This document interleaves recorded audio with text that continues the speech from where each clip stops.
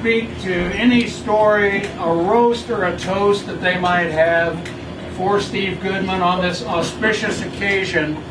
And I have a little story that I happen to have discovered to be a fact about April Fool's Day in 1967. That's the day that they actually formed the Department of Transportation, which was created in response to Ralph Nader's book, Unsafe at Any Speed. And I am sure that weighed heavily into the decision to use that day. And on 1967, on April Fool's Day, Opie Taylor and 7 of his high school friends from Mayberry took Dad's patrol car, unbeknownst to him. They were fortified with moonshine that had been purchased from Goober. And they drove to Myrtle Beach for spring break.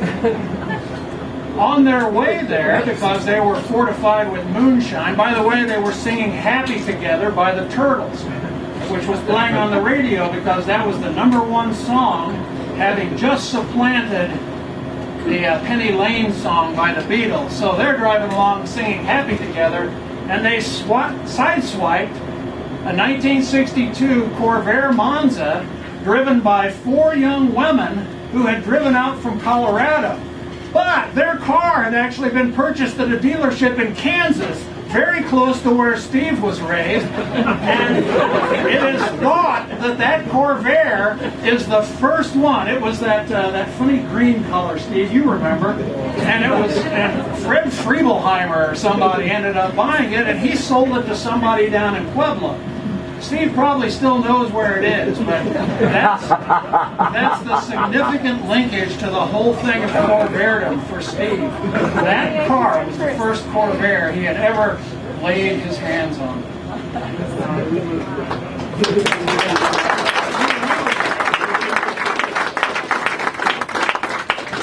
So that's the kind of tale I'm sure many of you can tell, and how you bought a car because Steve remembers it or he's there.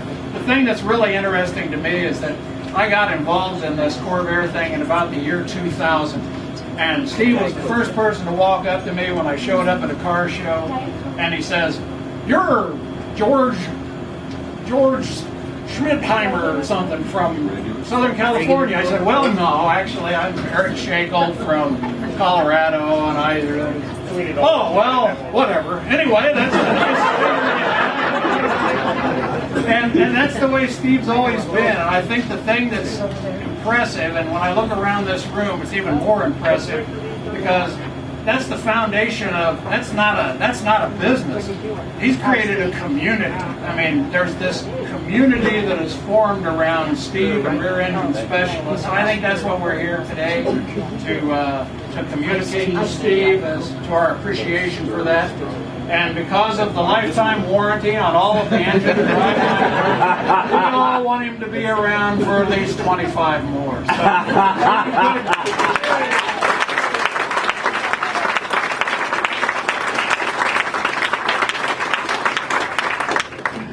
So I think the appropriate thing to do might be, at this point, now we've got sign-in sheets for some of you if you didn't see them. We've got name tags, which we're trying to use to get a count of the people.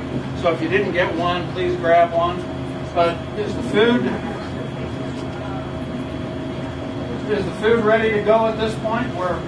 No. Not quite. No, So, 12:15 we said. 12:15. Oh, we're way early. Oh, I got a lot of time.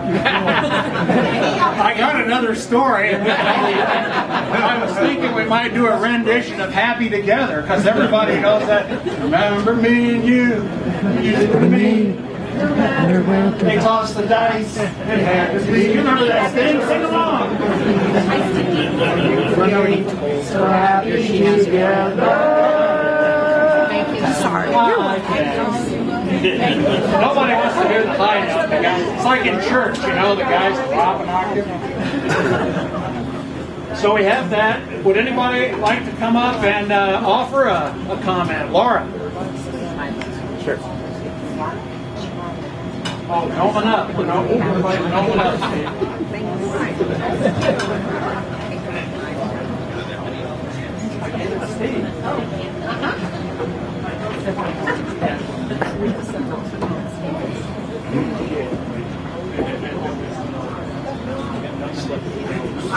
This is titled How I Met the Legendary Steve Goodman. Oh, yay!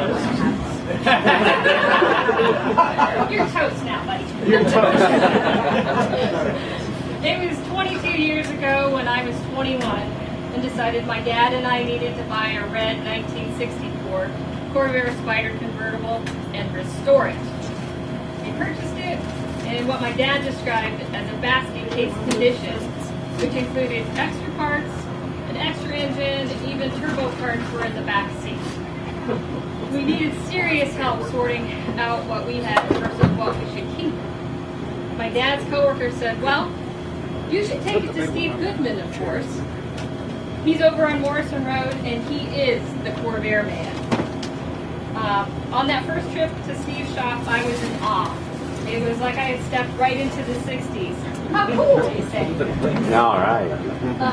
Steve made quick work of sorting out our problem parts, explaining, oh, that's for 1960, this is all for late models. Keep this here for spares, and you don't need this is for an FC. My dad and I looked at each other and we said, F what? Steve quickly talked us into joining the Corvair Club and attend a meeting if we were serious about this restoration. Oh, we were serious about it, all right. It consumed us for 9 months straight, and it would not have been possible at all without Steve, of course. The Posse Spider gears went out in less than a week before the '95 convention in Dallas. Who built us a replacement with a spare case in 2 days? Steve, of course. When driving it to the convention and the engine made an odd sound, who helped my dad diagnose it and walk him through fixing it over the phone? Right. In my cousin's garage in Texas in 105-degree heat. Why, Steve, of course. I could go on and on how I appreciate how Steve has helped me so many times fixing my Corvairs, encouraging me to buy more Corvairs. But I was the club president for years, talking me through quick fixes on the road to get me out of a jam, sharing a lot of great laughs and his wealth of knowledge along the way. Most importantly, Steve, I want to thank you for your friendship. We really all owe you a big thank you, as you have been instrumental in creating the opportunity to build the lasting friendships that so many of us have with each other here in this room today because of meeting you. From all of us Wilshires, congratulations and happy 50th anniversary, Steve. Now, Steve,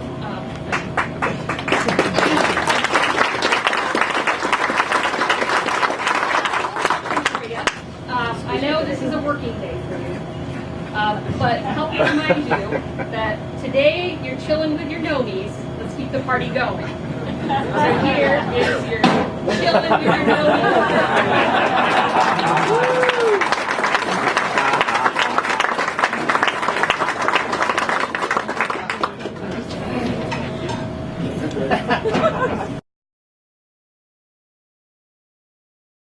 Had to have a lot of Corvair parts.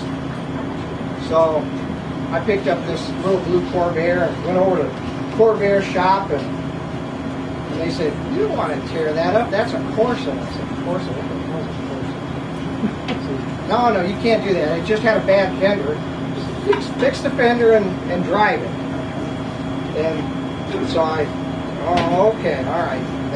They said, we'll sell you all the parts you need to build this thing. So I decided, well, I got to learn a little bit about these cars, so I took a week of vacation, and I went over to Steve's shop while they were building an engine, and all day long I'm taking notes on how to build a Corvair engine. And I learned some new words. I was young and innocent, but he said I had to know these words to work on it. And I just never realized what a bad influence he was on me. He taught me to smoke a pipe. when I get old and can't enjoy anything else, I'll do it. And we used to go out late at night, drink a pot of coffee, and be able to go to bed. I think he's still. But imagine American Graffiti. Yep. Hair slicked back. Yep. Black leather jacket. 38 in the pocket. Good job. Were you able to scare him on your driving? I heard he was a passenger with No, that didn't work out well. That didn't work out well. He actually scared the crap out of me when I ride with him. He'd drive his little early model around. He'd always have it down in second gear just in case somebody wanted to race. He had that thing up to $4,000 just in case. But yeah, thank you, Steve. Took me to PT's for my bachelor party.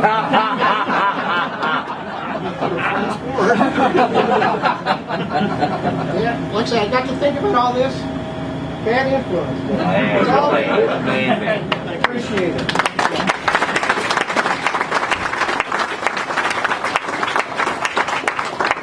There's one more coming. This is all from Nancy and Jerry and Bud and I. There's your card. Now, we've heard rumors that sometimes things don't go exactly as planned, and there's been known to be flying objects go through the air. So this is your sign for your shop. Warning.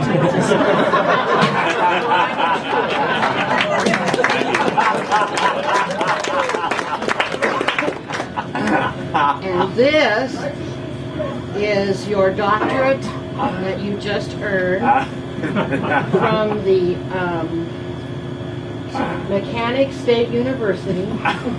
Doctorate of Mechanics presented to Steve Goodman on this first day of April of 2017. So you are now officially Dr. Steve. All right.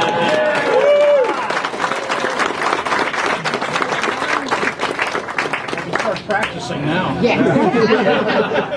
Oh no, his rates Go just went along up. with that is your brand new wardrobe. If Dr. Steve can't fix it, no one.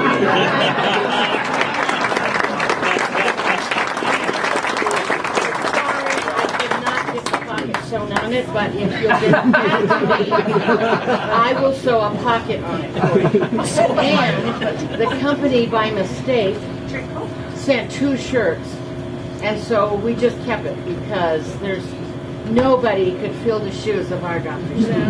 Right on. Right. We know how you feel about pockets. This shirt has 5 pockets.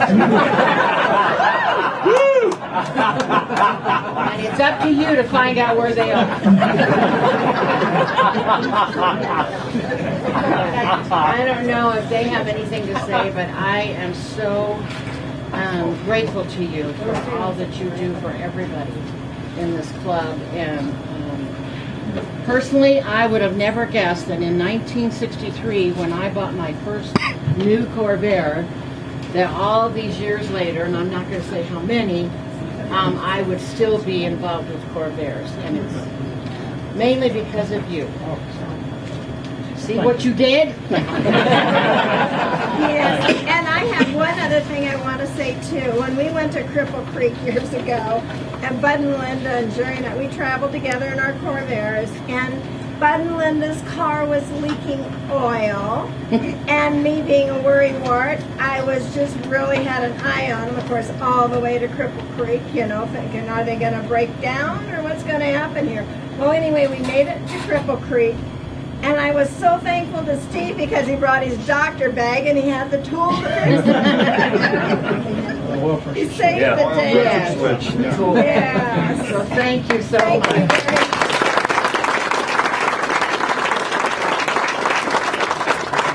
Thanks.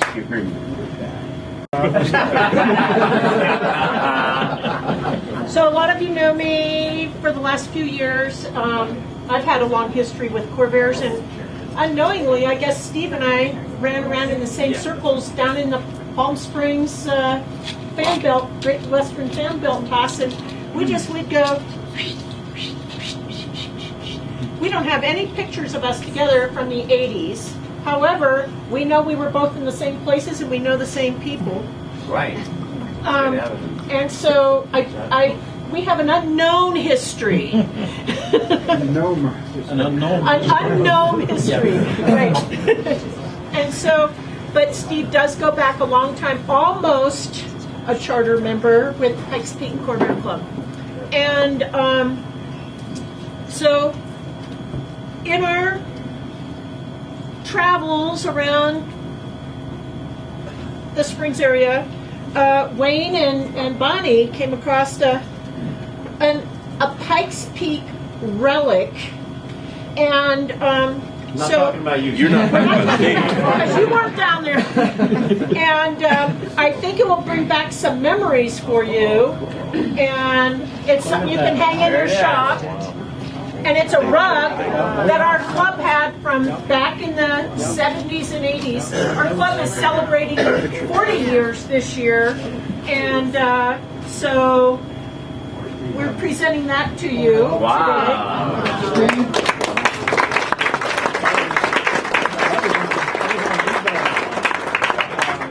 The antique store was really happy to see this go. That was on eBay. And we did dust it off a little bit, but I think in the corner we could even put a gnome hat, you know. By the way, the thing is double-sided. There's the same rug on the other side. See, we could set it up there, you know. I'll find a place. We've yet to learn the history of this, so if anyone has any ideas. Do you know the history? Well, a number of ladies did the thing, but I don't remember. I'd have to think about that now. That was the last thing that I was ever going to expect to see, because like I said, I saw that was advertised on eBay from the secondhand store. Is that better than saying junk store? The antique store. The antique store. And that was. Well, now you'll have a constant reminder to think about it. Yeah, I'll find a place for it. Wow. Yeah, there's a chain you can use. I've got to figure out how to get it to the shop.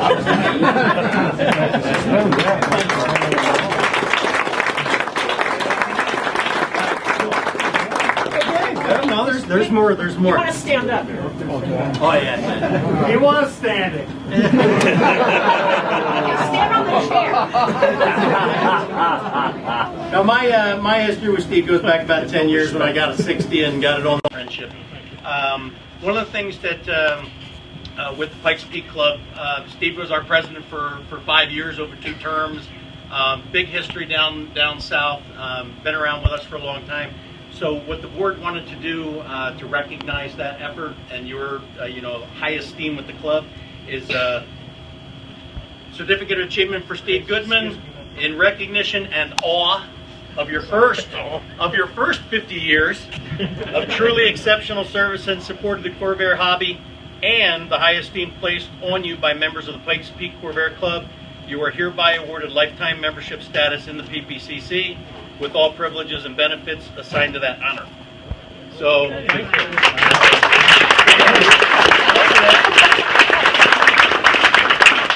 Along with that, we're giving him his dues back for the year. So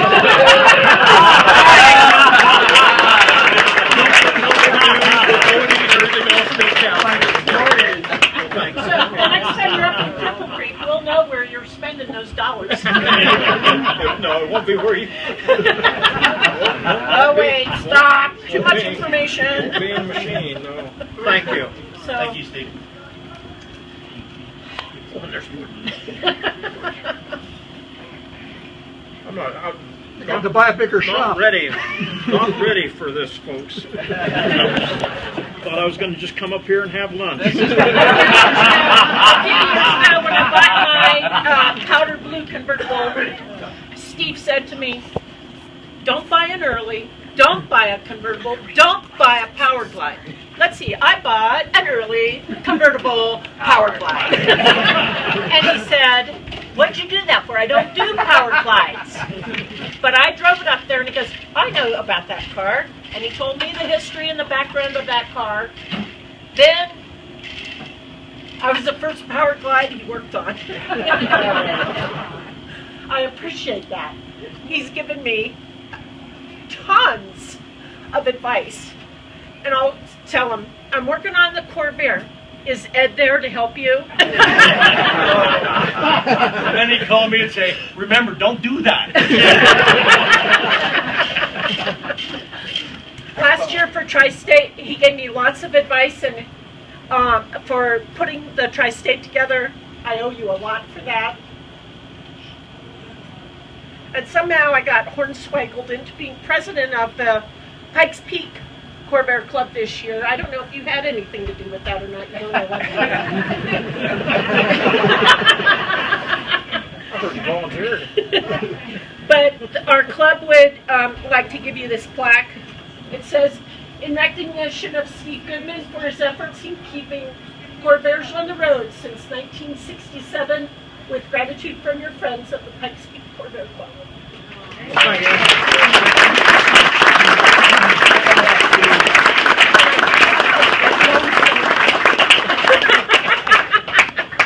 Thank you. There's the other PPCC members in here. Thank you a lot. Thanks, Chris.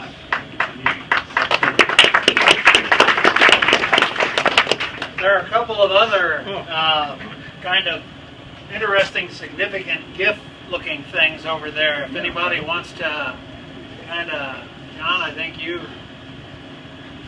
By the way, Steve is going to blame me for this. And I just want to point out that, Steve, when we were talking about this, the instigator was your right-hand man right there. Yeah.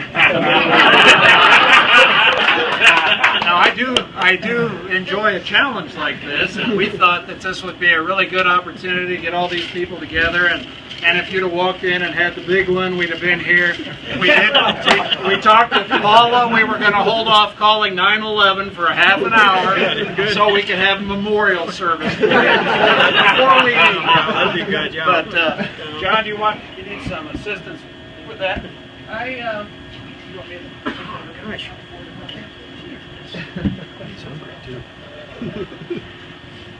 Good thing you cleaned your shop out, dude. I'm going to stand on this side, and John, you can.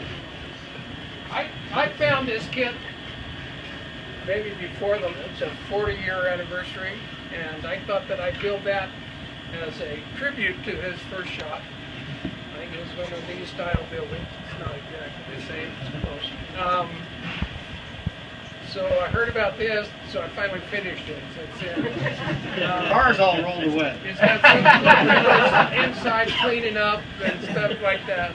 And They're cleaning up. That's not Steve's shop. Right before every significant 10-year anniversary, there's a thorough cleaning. I know, I do remember. I think I met Steve in 32 years ago or something. And I would stop by after work on my way home for something, and he would be squeezing out the garage door and getting ready to go home.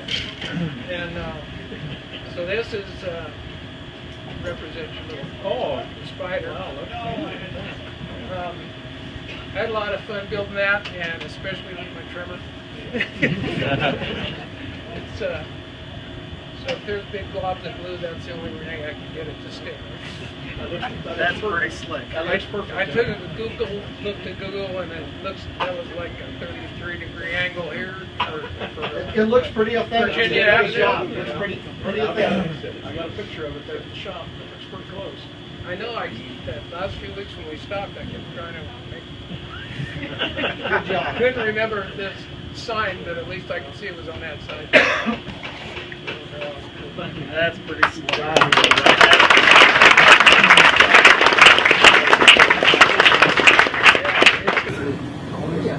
So I met Steve probably about a year and a half ago. I called him up 3 or 4 people had told me there was a guy in Denver that knew everything about Corvairs, and we had bought one at an auction. So I called him and I told him I had a ramp side, forward control, power glide, and he said, "That's so stupid." He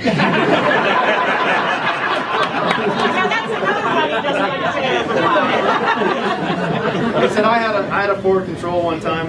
He got in an accident. I cut the front off of it and I used it as a storage unit for about 20 years. And I thought, well, this isn't starting out very well. But we wanted to fix it up, and we wanted to go on a road trip last year, and we drove it to California, and we drove it all the way home. We 100% would have never been able to do it without Steve's help. There was many times at my shop, I call him, it's like 6:30 in the morning, and we're going through mechanical turn signal switches, and he's like, "Go to page 42, look at diagram, 11-2, and here's how it works." And even on the road trip, he asked me to call and check in and make sure Michael was doing good. And we had a fuel pump issue and a generator issue, and he helped us every step of the way. And I just, not enough gratitude to be able to show to Steve for how much he helped us and how he made it possible. He got to go on a lifetime, road trip. And, sorry, but yeah, so he's awesome.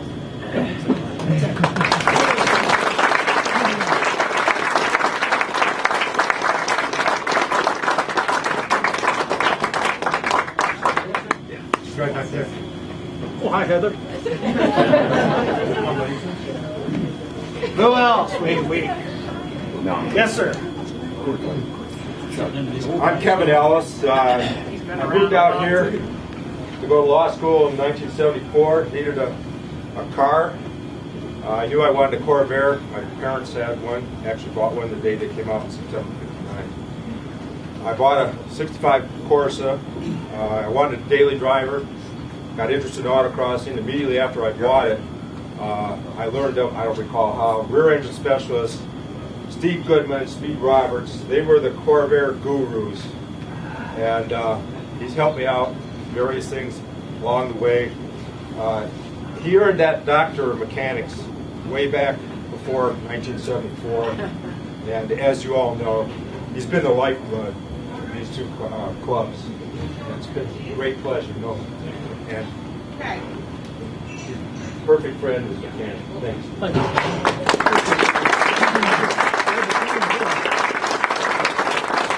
I'm really starting to see a TV show, a reality show coming up here. This is good. 25 more with Dr. Steve.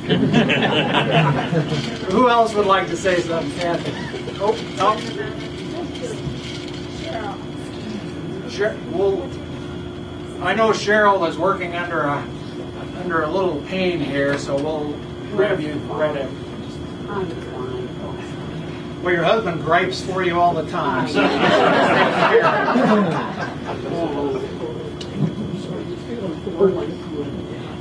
So, when I started dating Larry in 65, 66, he had a 62 Corvair. And that was our car for about 10 more years. Although he did buy me some, 57 Chevy or something that looked like a boat to drive to work, because he wouldn't let me drive the Corvair. So then he always said, someday I'm going to have another Corvair. And I went, yeah, right. So he found one in Las Vegas. We went and got it, and Steve helped him. We met Steve, and what a great day that was. So he helped us along, and we've met all of you, and we're truly blessed because of Steve. So this is not a lot, but Steve does miss his cookies.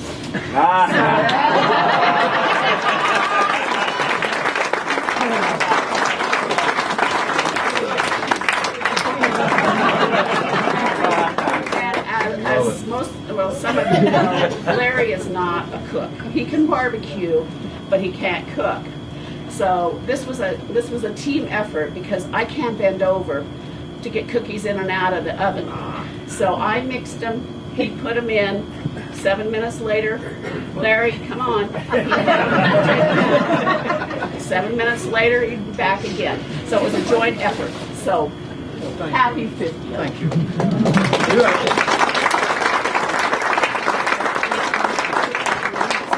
Was Larry's first one, but I wasn't around till 65 Yeah, or 66. What were you, about 11 then? I was. Thank you. You're welcome. Thank you, Larry, for your part in the cooking. I've got a little story. Oh, sorry. She was next. She was next, Justin. Yours? I don't have a long history with Corvairs. I'm 2 years in. But my husband had one, and when we got married, he loved that car, and that car hated me. It would never go into drive unless I put it into reverse first. And so I was absolutely convinced we never needed one of those pieces of junk in our house again. And then things happened. We got older. He retired. We decided that he could look for a Corvair if I could get a new dog. So we were both surfing inappropriate websites for quite a long time while we were both looking for our puppy and our Corvair. And so the 68 came home, and of course we brought it right up to Steve. And I hadn't met Steve before. John had met him through the clubs and stuff, and he told me stories about Steve, and I was thinking, I wonder what this guy's all about. And when I met him, I thought, man, that's a curmudgeonly old guy.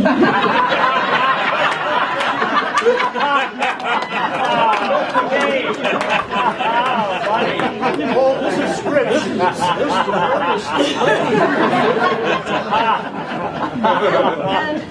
And we now have Lakewood sitting out in the parking lot too, because apparently after you have one, you can't just have one Corvair. Absolutely. But my Steve story is that I didn't get it. I didn't get what this whole thing was about. And then he called us, and there was this elderly woman who was getting ready to go into hospice. And all her kids ever talked about was, all she ever talked about was how much fun they had when the kids were little and they'd go on road trips in the Corvair. And so this woman called Steve, and Steve made a few phone calls and asked if people would bring their cars up. And so we said, sure, we'll bring our car up. It was brand new to us. We were really excited. We wanted to take our car somewhere. And when I saw Esther's face, I started to get it. Because it wasn't just a car. That's right. It was a memory.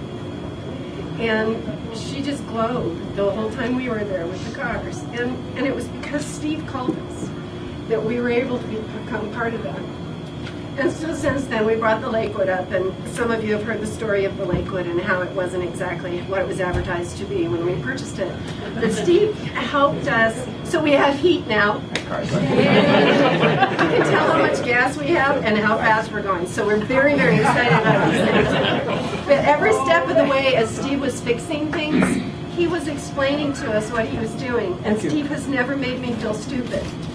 When I don't know the answer to something, or when someone's talking way up here about cars, Steve dumbs it down for me, so I don't ever feel stupid. And that means so much to me because I want to be part of this. I really want to understand it. And Steve's the one who helps me make me believe that one day I'm going to be able to have an intelligent conversation about these things. Steve, thank you so much.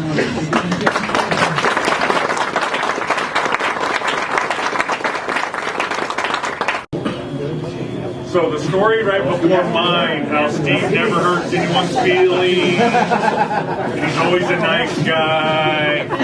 Well, then there's the rest of us. So I have a 65 Corsa Turbo that we went way too much on restoration, thanks to Larry Yoder who put it together. And so we have, as good car people, took it apart. We have front left bin and right bin and dash bin, and we have every part cataloged and labeled so the car can just go right back together.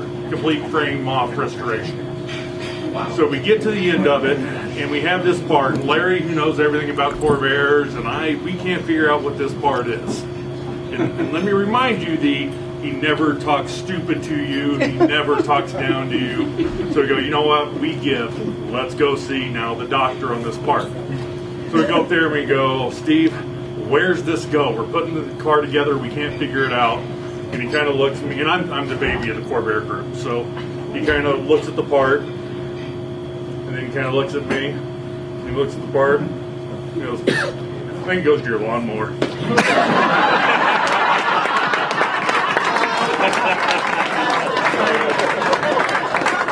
And what do you just kind of tilt your head. So, but other than that, Steve, it's been 7 or 8 years since you welcomed me into the group, and you're one of my best friends. Love you to death. So, cool. Thanks. Thank you. In garages and barns. Finally, I started working on it. And I pulled out the phone book and looked up rear engine specialist. Gee, he's still around. So I called and I left a message, and and he called me back, and I was sitting at the gate at Buckley waiting for him to get through the lockdown, so I had a while to talk to him on the phone. So anyway, I don't know how long it's been since I talked to you, but anyway, now I've got 2 Corvairs, you can't have one, and Steve suffers through my daily texts of, I'm working on this today. But anyway, I really appreciate Steve being around. I'm glad he's still here. And so I've been at this Corvair thing a while, kind of big break in the middle, but glad to be back. So thanks. Thank you. In '89, I was at work one day, looked out the office window, and here was this gunmetal gray Corsa sitting in the parking lot across the way. So I walked over and looked at it. Didn't look too beat up. Complete car. So I put a sticky note on the window that says, if you're interested in selling this, I'm interested in buying it. And I gave them my number. And sure enough, they called me. And after a little bit of negotiations, I got the car for $500. I went to pick it up. First thing they hand me is a Clark's Corvair catalog and a Steve Goodman car. It was interesting. But when I got into the car, to drive it off, I bought it from the first owner. She bought it when she was in university, became the family beater. And so I got into thing to driving it home, and there was this rag in the seat over here, and there was a spot in the window in front of me that had been wiped clean. Okay, fine, it's a family beater. So I get in and I'm driving it home, and I get about a half mile down the road, and I understand why the rag's there, because I had to roll the windows down because of all the fog inside the car from the oil that was coming off the engine. So I plugged mosquitoes all the way home, parked the car, went to talk to Steve, said hi to him, and then that was in '89. And so the car sat there, and I'd fire it up every so often, drive it up and down my street. Then I finally started taking stuff off, and when I couldn't drive it anymore, then I took the heads off and took them to Steve when he was still at on Morrison Road. And the car went, then the heads came back, and then probably 12 years later, I actually got to really seriously work on the car and got it put together in 2000. But it was interesting, we bought a house at the same time we bought the car, and the car actually was stored in the garage of the house before we were there. So that was very interesting. But I've known Steve since '89, but there was a big gap from about '89 to 2000 when we didn't talk very much because I was busy playing car range. But it's been a long and enduring relationship, and I really appreciate all the advice that you gave me over the years. And the first piece of advice he gave me is one project, one car. Don't get any more cars. You'll never get your project done. I ended up with 12 parts cars that in the course of doing this project. I got probably most of the parts left from those cars except for the bodies. The bodies were gone, they went for pressure, but I stripped every car, and so I got a stash of parts for all 8 models. That if I could find chances, I could probably assemble a few cars from them. But Steve has been invaluable to me, and I really appreciate our friendship. Thank you. Stories about Steve. One of them is that if you ever get a call from Steve and say, this guy wants to talk to you, he's the one that told me I had to say this. And it's only money, and spend it like you've got it. want to tell you a story about how my car evolved. I've got the purple 63 convertible. I don't know if you've seen it. But anyway, I started off with a 62 coupe and a 140 unit automatic. Well, I was having trouble getting a title. So I mentioned to Steve, I says, you know, I told Bo at one time that I would get her another convertible to replace the 66 Mustang convertible that I sold when we had kids. So Steve says, oh, I know where there's a convertible body. So I go over there, purchase the convertible body, bring it over to the house, and put the running gear from the 62 coupe that I had underneath. But I had an automatic in it. Well, the automatic was leaking all over the place. So Steve says, I've got another automatic down in this shed. So he gave me the auto. We went down there, I purchased the automatic. So then I'm going, well, we put it in this old red convertible body, and everybody told Bo that she would never drive that car. Well, she drove it until I figured out what was going on. So then I decided to go up the mountain, put the top down on it, tried to go over this pass, and with the automatic I could maybe get to 10 miles an hour with it. So I told Steve, and I said, Steve, what can I do about this? He says, well, you could put a 4-speed in it. I says, well, I don't have all the parts. He says, I've got a 64 car here that's got the 4-speed. The engine's bad. I want the windshield because those windshields are valuable. So I purchased that from him. We put all the running gear underneath it, and now I can go up the hill. So then we painted it the famous purple, and it's called a 63, 64, 65. What other parts is that in there? I remember we had a little article in the newsletter on that because it was such a hodgepodge. Yeah.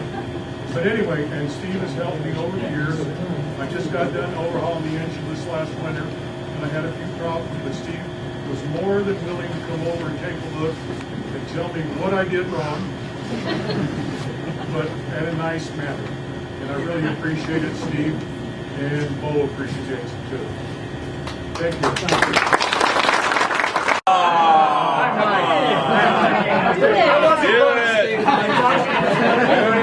I can see that.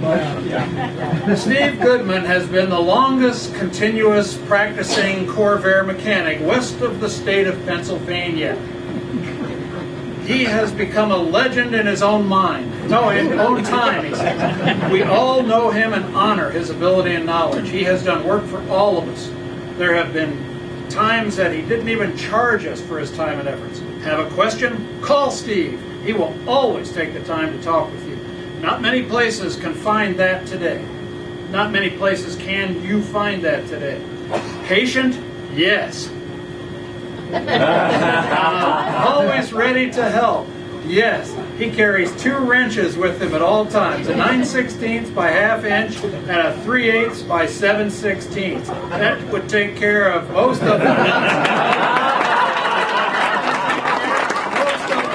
nuts on a Corvair.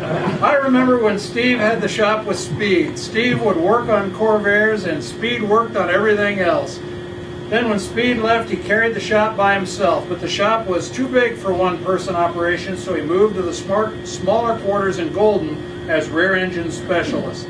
He's been an ongoing supporter of the RMC and PPCC. He has held most offices in both clubs. He doesn't do this to get business, but because of his love for the machine, which is, I think we would all agree, a very true thing. He is the biggest booster of the Corvair that I know. He does so much out of the spotlight, most of us don't know half of what he does quietly. I don't know how he knows what you do when the lights are off, but and always a booster, always a friend. If Steve doesn't like you, you must be a bad hombre. And what a good role model. All right. Send him a check. I don't know. Good work ethic, fair prices, no alcohol. To get the conversation started, ask him, how'd you get into Corvairs? Ruth played a big part in his life, and I'm happy to see he's been able to continue on with his life fixing his own dinner. and continuing fixing our cars. A big thank you to Steve for being who you are and for all the help you have given to others.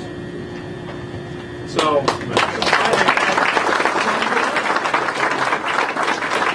who would have known that you'd end up being like the head gnome? Speaking of which, this is a picture that Christy sent of the rear engine specialist 40th anniversary, and I want you to look in particular at your position and how you are standing there, because we found this. We always talk to you about being a gnome. Look at that gnome picture there, and look at this gnome.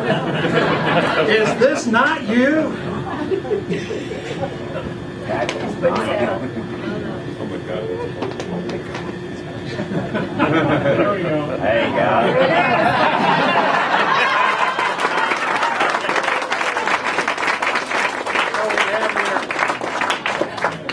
The necklace tag reads here, fixing Corvairs since we were both new. Inside it has the logo that Mr. Whiteley provided for us. So you're finally a gnome to call your own. There you go. Thank you. This is the binder that we have in here. The other person who sent a letter to you was Jim Williams. Talked to a lot of people who would like to send letters or said they would, so there's some other pages in here and I'll forward any as they come in. Jim Williams says he's sorry we had to miss it, but you have been instrumental on multiple builds for him. So Jim lives in Cheyenne. So Cheyenne, Wyoming. We had other plans. So at this point, Linda. I had my turn already, but I would be very remiss if I didn't thank you for what is sitting in my backyard. You know, I've heard wives say that with a whole different emotion. I'm trying to keep an open mind about this because in Steve's quest to find us an engine, bless his little heart, he did, but along with it came this dune buggy with all the parts. There's buckets, there's boxes, there's the top. It's beautiful green color. And now I'm seeing Bud go out and look at it and think, And I'm thinking, and this guy in our church says, well, you know, I could just see Linda going to the sand dunes in that dune buggy. And I'm thinking, no. You know how Bud and I travel together. No. So, if the dune buggy doesn't go, you might inherit it. So anyway, thank you. He did find us an engine. It just happened to be still in the dune buggy. Thank you, Steve. You're welcome. Driving the house. I was actually looking for a Jeep part and overshot the drive-through, and I looked down this parking lane, and there's a sign that says Corvair. So I went in and sat down and met Steve and told him about my lifelong dream of building a Crown V8 after having read an article when I was just a 13-year-old kid. So he starts quizzing me to try and figure out if I really can build anything. And since they're not done yet, obviously I can't. But the first thing he asked me was, well, you know, have you ever had a Corvair before, or did your dad? And I said, well, my dad was too cheap. He just bought a VW. And he said, well, you're with the right crowd now. So we're all frugal. We're not cheap. And so I said, well, I don't know where to start. So, of course, he knew a guy who had a car. And I said, well, and I went and looked at it, and I said, Steve, it's all taken apart. I don't know how to put it back together. It's in boxes. So he said, well, he didn't show you his parts car, did he? So sure enough, made the deal. The car and the parts car came home, so I'd have a pattern. Then he knew a guy who had a Crown conversion kit, so got that. And so then obviously the second car came along. But what also came along with that is that Ruth, who's a big part of this, became real good friends with my wife. And that friendship meant a lot for both of them. And we used to laugh because I'd see Steve meet him for lunch, and out came this shopping bag with this mail, because Ruth used to get every catalog in the world. You can't just throw them away, they had to go to Carrie. So then I'd have to then take the bag out of the car and give to Steve to give to Ruth. And so at one point they came up with this idea, whenever anyone was out of town, they would look after the other household pets. But it came down to, quite frankly, where Gary was feeding Ruth's cats and Steve was coming over feeding Gary's dogs and cats. So where Steve lives over in Denver, they didn't have speed vision. And so I had wired up this little TV in the kitchen. And I always told him I left the TV on for the dogs and the animals to have noise, but I always made sure it was on speed vision, so when he walked in there, he could walk through the door. So, but Ruth was really took Carrie under her wing, and I really appreciate that. And we know Steve has that sign about loose children will be eaten in his shop. He obviously made an exception, and Ruth really took to Riley, and Ruth, Riley still remembers that. So just thanks. Talk short. Carrie and I always kidded each other about being short all the time, so that was how that always came. Until I pulled into the driveway, I knew nothing about this. There's people here that I have known. In fact, I'm not even going to try to kind of name the names. Since back in the real early 70s when Speed and I started the shop, and or started as a full-time deal, and we can kid all the time about the cars. I was always able to find a car. Ray needs a car. Oh yeah, I know, I got a car. It's really about everybody sitting here, the friendship that all of you have that I've made with you by coming into the shop, because you're not a number in the shop. I always tried to make anybody that came in the shop, you are a customer, but you're also a friend. And I worked pretty hard at trying to do that. Haven't maybe 100% succeeded, but I've been pretty lucky most of the time. And the friends here, all I can say is thank you for today. Whoever put it together, Eric, and whoever his sneaky little helpers were, and John. But thank you all for coming.